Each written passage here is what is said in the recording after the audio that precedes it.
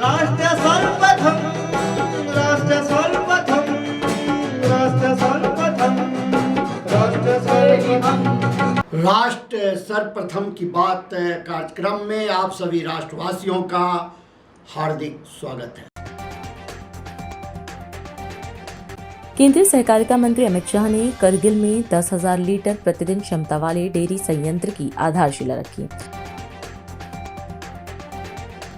राष्ट्रीय अन्वेषण अभिकरण की एक विशेष अदालत ने देश की संप्रभुता को चुनौती देने वाले एक गंभीर मामले में बड़ा फैसला सुनाया।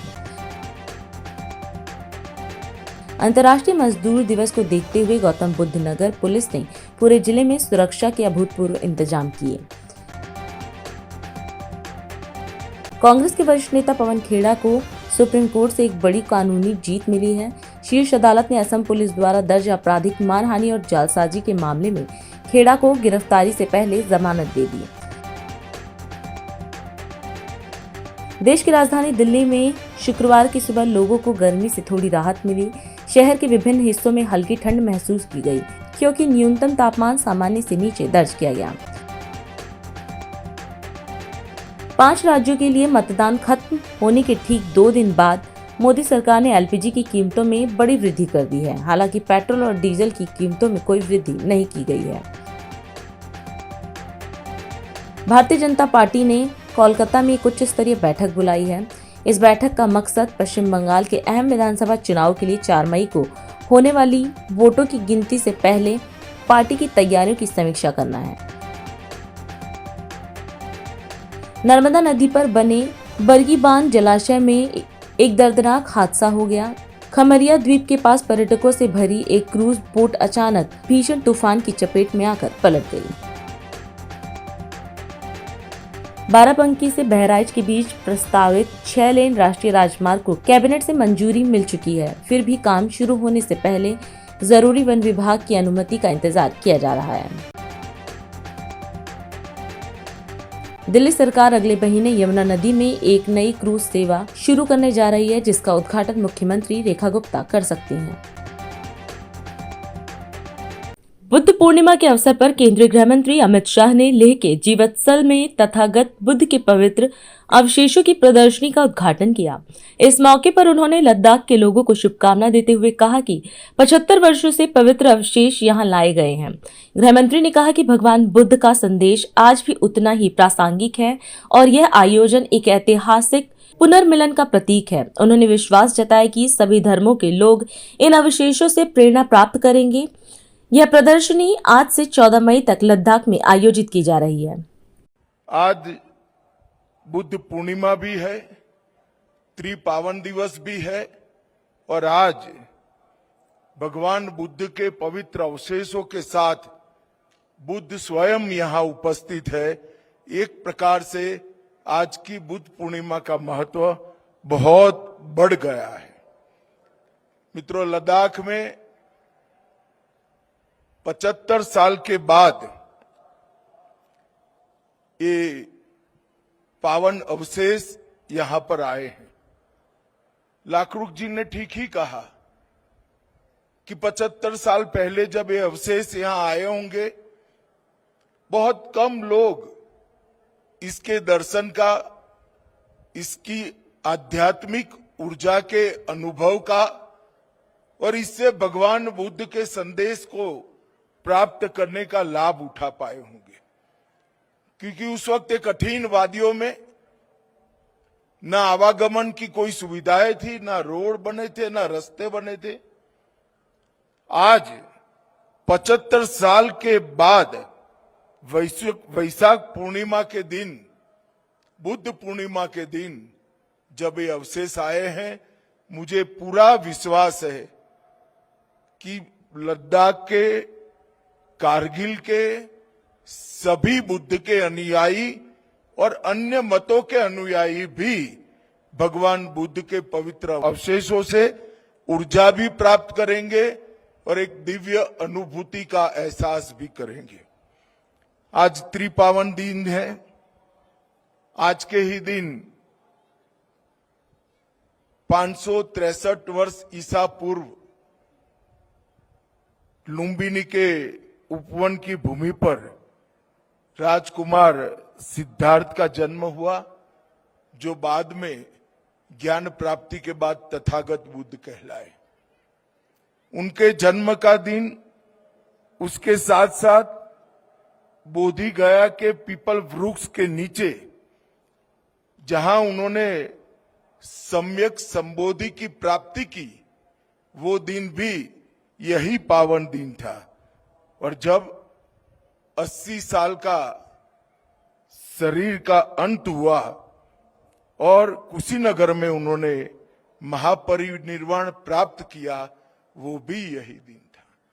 शायद ही किसी अवतार के जीवन में ऐसा होगा कि जन्म, ज्ञान प्राप्ति और महापरिनिर्वाण एक ही दिन पर हुआ हो, ऐसा शायद ही हुआ होगा। इसलिए ये दिन हम सब के लिए बहुत शुभ दिन होता है, हम सब के लिए बहुत प्रेरणा का दिन होता है। और उसी दिन पर आज यहाँ पर भगवान बुद्ध के पवित्र अवशेषों को लोगों के दर्शन के लिए खुला रखने का कार्यक्रम हो रहा है। वो हम सब के लिए बहुत बहुत सौभाग्य का विषय है। आज ये एक प्रकार से धार्मिक आयोजन तो है ही, मगर एक ऐतिहासिक पुनर्मिलन भी है। इतने सालों के बाद इस पवित्र भूमि पर तथागत बुद्ध अपनी सबसे परिचित और प्रिय भूमि पर लौटे हैं। ये बहुत सौभाग्य का विषय है। लद्दाख सैकड़ों सालों से धम्म की जीवंत भूमि रहा है। जब दलाई लामा यहां आते हैं तो वो कहते हैं ये भूमि केवल भौगोलिक भूमि नहीं है, ये भूमि बौद्ध संस्कृति की और करुणा की जीवंत प्रयोगशाला है। ये भूमि पर ज्ञान का संरक्षण भी हुआ, ये भूमि पर ज्ञान का संवर्धन भी हुआ। और मैं तो आशा करता हूं कि भारत के ज्ञान को, तथागत के महान संदेश को, भगवान बुद्ध के संदेश को पूरी दुनिया समझे, स्वीकारे, समाधान के रास्ते पर आगे चले और मध्यम मार्ग को स्वीकार कर आगे चले। फिर से एक बार पूरे भिक्षु गण को प्रणाम करते हुए, पवित्र अवशेषों को प्रणाम करते हुए मेरी वाणी को विराम देता हूं। भारत माता की जय। वंदे मातरम। बिहार के मुख्यमंत्री सम्राट चौधरी ने नालंदा के सरमेरा में आयोजित बाबा महतो साहेब मेले का उद्घाटन किया। इस दौरान उन्होंने कहा कि यह एक भावुक क्षण है और पूर्व मुख्यमंत्री नीतीश कुमार ने बिहार के विकास के साथ इस मंदिर को राजकीय दर्जा दिलाने में महत्वपूर्ण भूमिका निभाई है।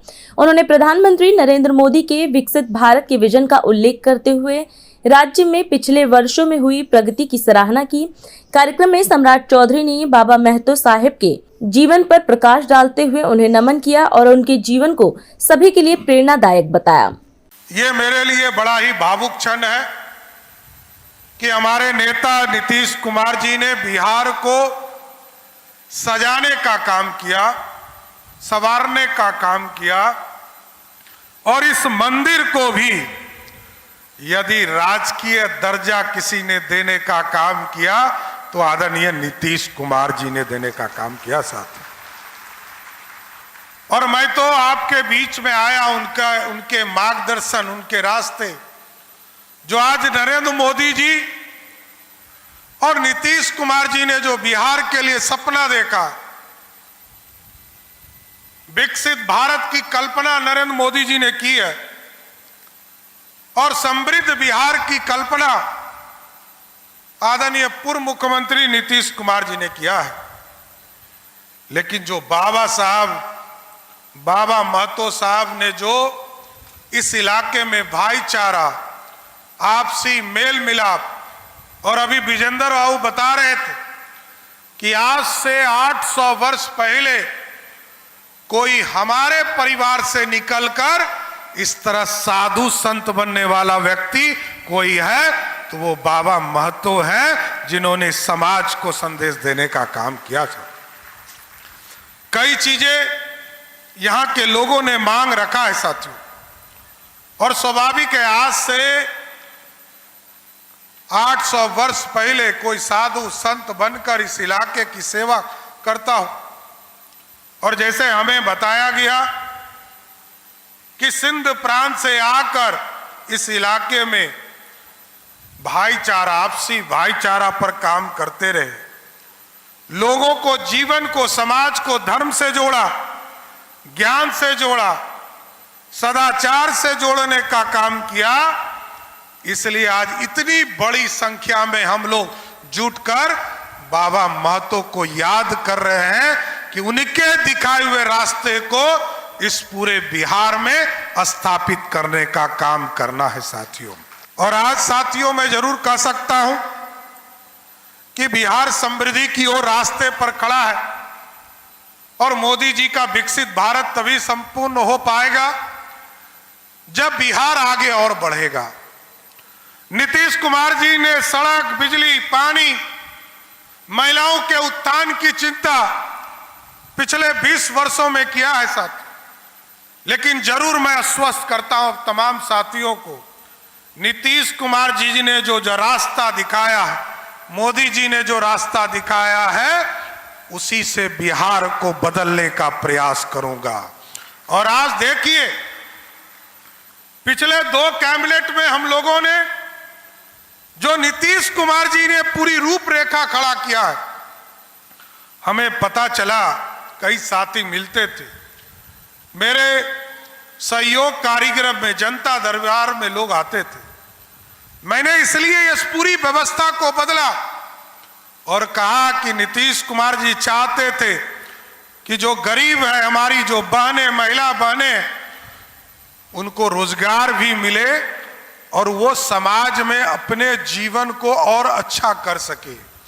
इसलिए हमने कहा कि प्रत्येक पहले मंगलवार को, इस बार नहीं लगेगा लेकिन 19 तारीख से, 19 मई से इस अभियान की शुरुआत करेंगे साथियों। और आपके पंचायत में जाकर ये 3 चीजों की दिक्कत आम लोगों की होती थी, ब्लॉक, अंचल और थाना, इन तमाम समस्या को समाप्त करने का काम हमारी सरकार करेगी साथियों। और स्वाभाविक है हमारी बच्चियां पढ़े, सुरक्षित रहे, इसलिए हमने साफ तौर पर कहा है कि हमारी बच्ची हो, हमारी बहन हो, हमारी बहन माताएं, इसकी सुरक्षा की गारंटी करना है, हमारी पुलिस करेगी। और यहाँ के आम लोगों को भी मैं शुभकामना देता हूं, बधाई देता हूं कि बाबा साहब के सपनों को साकार करना है और बाबा महतो को इसी तरह अपने जीवन में उतारने का काम करना है। आप तमाम साथियों को मैं फिर से कोटि कोटि धन्यवाद देते हुए अपनी बातों को विराम देता हूं। बहुत बहुत धन्यवाद। राजधानी लखनऊ में शुक्रवार को श्रमवीर गौरव समारोह 2026 का शुभारंभ हुआ। इस अवसर पर मुख्यमंत्री योगी आदित्यनाथ ने श्रमिक कल्याण से जुड़ी विभिन्न योजनाओं का लोकार्पण और शिलान्यास किया। कार्यक्रम में श्रमिकों को प्रमाण पत्र और टूल किट देकर सम्मानित किया गया। इंदिरा गांधी प्रतिष्ठान में आयोजित इस कार्यक्रम में मुख्यमंत्री ने श्रमिकों के योगदान की सराहना करते हुए अंतर्राष्ट्रीय श्रमिक दिवस की शुभकामना दी। उन्होंने कहा कि अटल आवासीय विद्यालय श्रमिकों के बच्चों के लिए शिक्षा का बड़ा अवसर है और प्रदेश में बढ़ते रोजगार के साथ युवा नए भारत के शिल्पकार बन रहे हैं।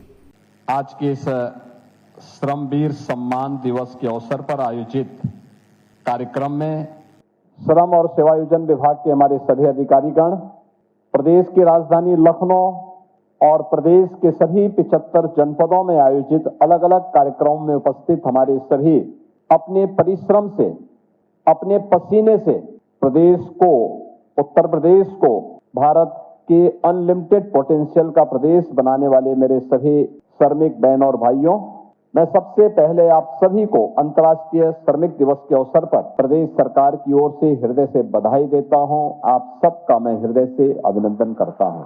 इस अवसर पर श्रमिकों के परिश्रम की एक नई मिसाल आदरणीय प्रधानमंत्री जी के मार्गदर्शन में अटल आवासीय विद्यालय के रूप में हम सबको 2023 में प्राप्त हुई थी। और आज अटल आवासीय विद्यालय के उन छात्रों को, पहले बैच के छात्रों को जिन्होंने मेरिट सूची में स्थान प्राप्त किया है, उन बच्चों को सम्मानित करने और दोनों प्रयागराज और वाराणसी के अटल आवासीय विद्यालय के प्रधानाचार्यों के बीच सम्मान का एक आयोजन यहाँ पर मुझे श्रमिक दिवस पर करने का अवसर प्राप्त हुआ है। मैं अटल आवासीय विद्यालय के इन सभी छात्रों को, दोनों प्रधानाचार्यों के साथ साथ जिन विद्यालयों ने अच्छा काम किया है और वहां पे श्रमिकों के बच्चे पढ़ते हैं, ये अटल आवासीय विद्यालय डेडिकेटेड है श्रमिकों के बच्चों के लिए, या फिर मुख्यमंत्री बाल सेवा योजना जो बच्चे कोविड कालखंड में निराश्रित हुए थे, उन बच्चों के लिए। तो स्वाभाविक रूप से मेरिट में, सीबीएसई बोर्ड की मेरिट में स्थान प्राप्त करने वाले इन बच्चों ने आपके पसीने और आपके श्रम की लाज रखी है। मैं इस अवसर पर इन सबको हृदय से बधाई देता हूं। हम सब जानते हैं कि नए भारत की प्रधानमंत्री मोदी जी के विजन के, नए भारत के वास्तविक शिल्पकार आप लोग हैं। हमारा श्रमिक जिस भी क्षेत्र में काम करता है, सर्दी, गर्मी, बरसात, आंधी, तूफान, लू, कुछ भी हो, वह न रुकता है, न थकता है, न डिगता है। और आपकी पसीने की एक एक बूंद जब धरती पर पड़ती है तो ये धरती माता सोना उगलने का काम भी करती है। पिछले 9 वर्ष के अंदर जो काम हुआ है प्रदेश के अंदर, आज मैं कह सकता हूं यूपी के लोगों को यूपी के अंदर ही अब रोजगार मिल रहा है। 3 करोड़ लोगों को केवल सूक्ष्म लघु मध्यम उद्यम विभाग में काम मिला है। बड़े निवेश के माध्यम से उद्योग, आप सोचो 1947 से लेकर 2017 तक उत्तर प्रदेश में केवल 14,000 उद्योग लगे थे। आज इनकी संख्या बढ़कर के 32,000 से ज्यादा हो गई। 32 यानी 18,000 नए उद्योग इन 9 वर्षों में लगे हैं। इनमें 65 लाख से अधिक लोगों को नया रोजगार मिला है। तो अभी तो यूपी के ही लोगों को मिला है। अगर सुरक्षा का माहौल नहीं होता, अच्छा इंफ्रास्ट्रक्चर नहीं होता, अच्छी सुविधा नहीं होती, कहां काम मिलता? भटकते लोग थे।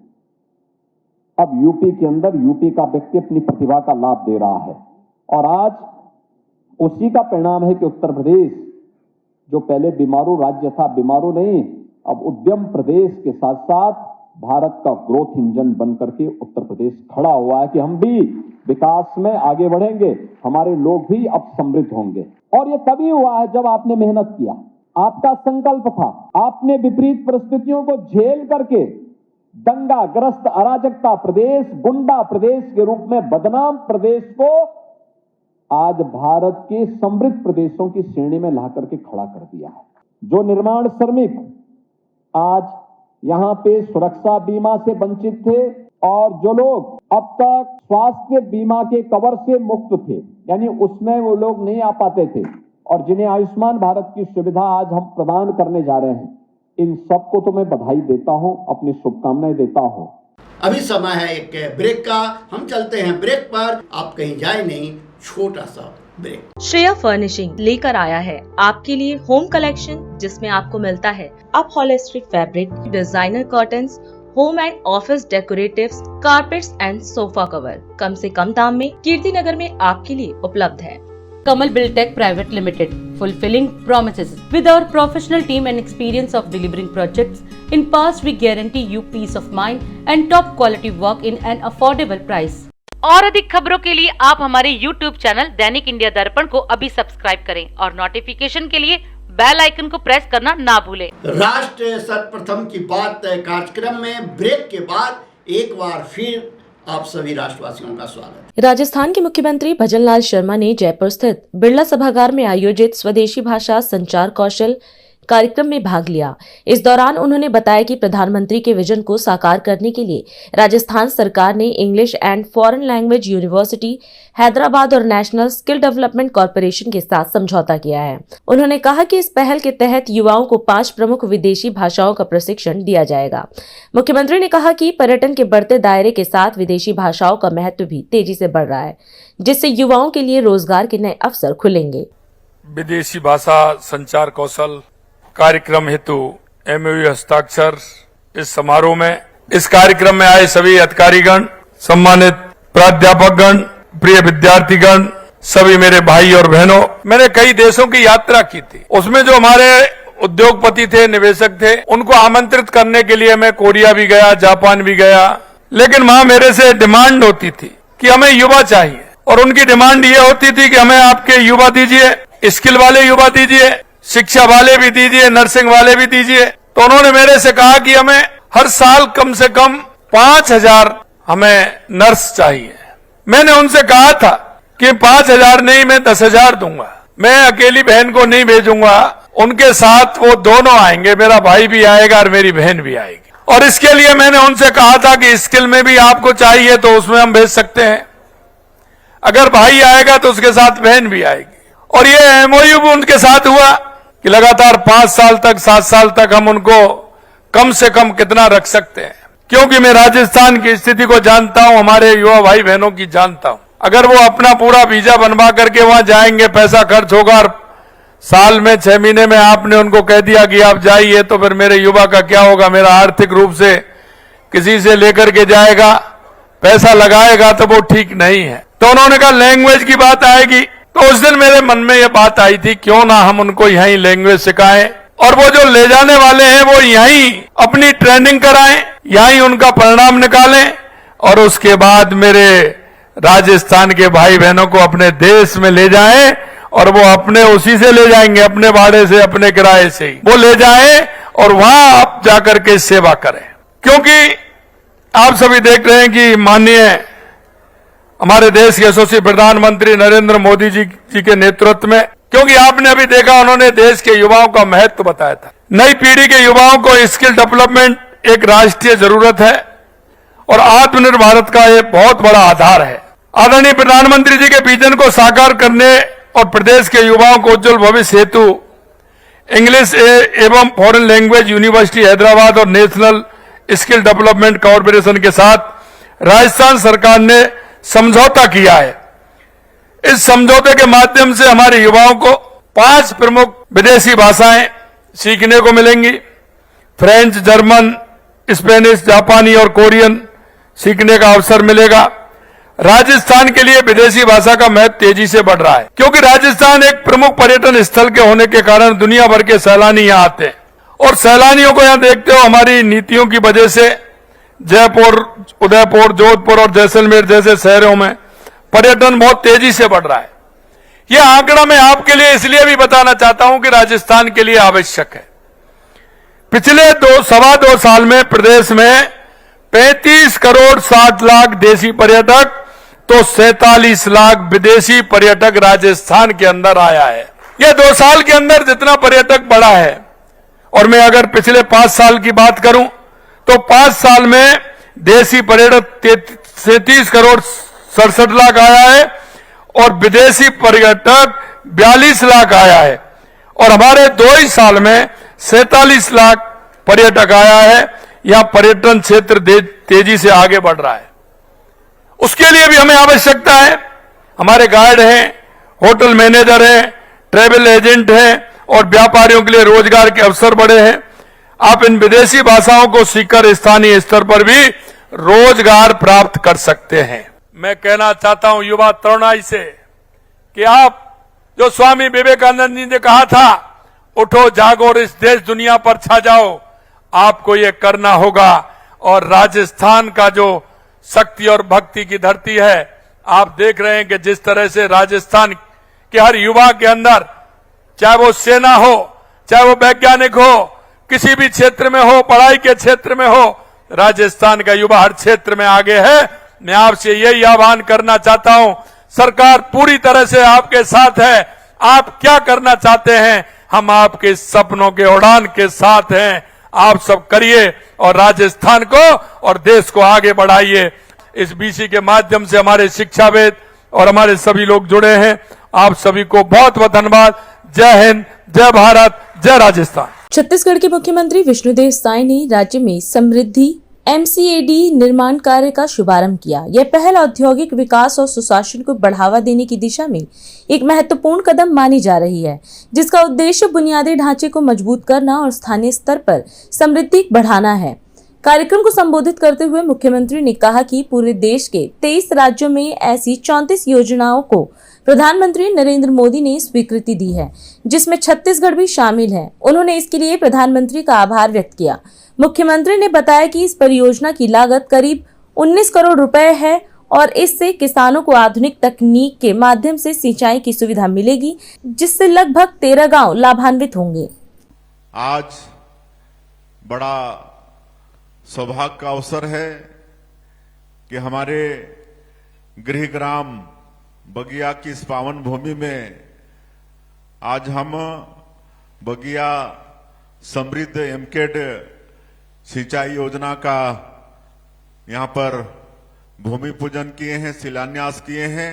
और आज इस क्षेत्र के लिए बड़ा सौभाग्य का विषय है। हमारे नोडल अधिकारी बता रहे थे कि पूरे देश में 23 राज्यों में 34 इस तरह की योजना हमारे देश के यशस्वी प्रधानमंत्री जी ने स्वीकृत किया है, जिसमें छत्तीसगढ़ में एक योजना स्वीकृत है, ये बगिया उद्वहन सिंचाई योजना, जिसका आज हम लोग यहाँ पर भूमि पूजन किए हैं। तो मैं पूरे छत्तीसगढ़ की जनता के तरफ से और विशेषकर इस क्षेत्र की जनता के तरफ से हमारे देश के यशस्वी प्रधानमंत्री जी का बहुत बहुत धन्यवाद करता हूं। और एक करीब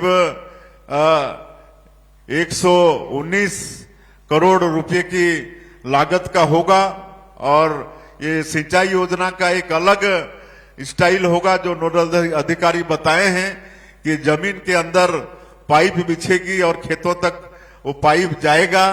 तो इसमें जो लाभ है आप सबको बताए हैं कि इसमें नहर भी नहीं बनेगा। आजकल नहर बनाने के लिए भी जमीन वगैरह की समस्या आती है, तो समस्या भी आना नहीं है। वाटर का लॉसेस भी नहीं होगा। नहर में कई जगह कट जाता है तो पानी बहता है, तो वो सब भी समस्या नहीं रहेगा। और कुल 13 गांव इसमें लाभान्वित होगा। इसमें बांसबहार, बिहाबार, चोंगरी बहार, ढोढरू डांड, दोकड़ा, गरिया दोहर, मुस्कुटी, नारियल डांड, पतरापाली, रजोटी, सिकरिया और सूजी बहार, ये 13 गांव का करीब 12,000 एकड़ जमीन इससे सिंचित होगा। आप सब लोगों को मालूम है कि ये क्षेत्र में सिंचाई का साधन नहीं होने के कारण लोग इंद्र पर, भगवान पर मतलब डिपेंडेंट रहते हैं। उन पर हम लोगों का पूरा निर्भर रहता है। अगर भगवान बढ़िया पानी बरसा दिया तो खेती अच्छी हो गई, नहीं तो फिर अकाल उकाल में फसल सूख जाता है। लेकिन अब इस योजना के बनने से ऐसे समय में कभी पानी जल्दी नहीं गिरा, तो हम लोग इस योजना के माध्यम से कहे कि नदी को तो पानी मिल ही जाता है, थोड़ा भी बारिश होता है तो नदी को पानी मिल ही जाता है। उससे हम लोग किसानों के खेत में पानी दे पाएंगे तो समय पर उनका हर तरह का खेती का काम शुरू हो जाएगा। कभी एकाध पानी के कारण अकाल पड़ता है, फसल सूख जाता है, तो ऐसे समय में भी फसल को सूखने से हम लोग बचा पाएंगे। तो कुल मिला के इससे बहुत हमारे 13 गांव को फायदा होने वाला है। 6 महीना का समय है, 6 महीने में इसको पूरा करेंगे और 5 साल तक उन्हीं का देखरेख रहेगा। 5 साल तक इस योजना को वही लोग देखेंगे। बाद में हमारा जो जल उपभोक्ता समिति है वो इस योजना को पूरा संभालेंगे। तो इस तरह से योजना को सब मिलके बहुत अच्छे से चलाना है। और माननीय प्रधानमंत्री जी का जो नारा है, सबका साथ, सबका विकास, सबका विश्वास और सबका प्रयास, उसी को लेकर हम लोग भी चल रहे हैं और सभी वर्ग के उत्थान के लिए काम कर रहे हैं। इसमें आप सब लोगों का आशीर्वाद, आप सब लोगों का मार्गदर्शन की भी आवश्यकता है। और अधिक खबरों के लिए आप हमारे YouTube चैनल दैनिक इंडिया दर्पण को अभी सब्सक्राइब करें और नोटिफिकेशन के लिए बेल आइकन को प्रेस करना ना भूलें।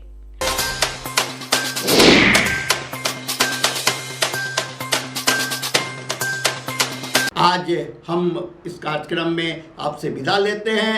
आप अन्य खबरों के लिए बने रहे। राष्ट्र सर्वप्रथम, वंदे मातरम, जाग उठा है भारत। राष्ट्र सर्वप्रथम, राष्ट्र सर्वप्रथम, राष्ट्र सर्वप्रथम, राष्ट्र सर्वप्रथम।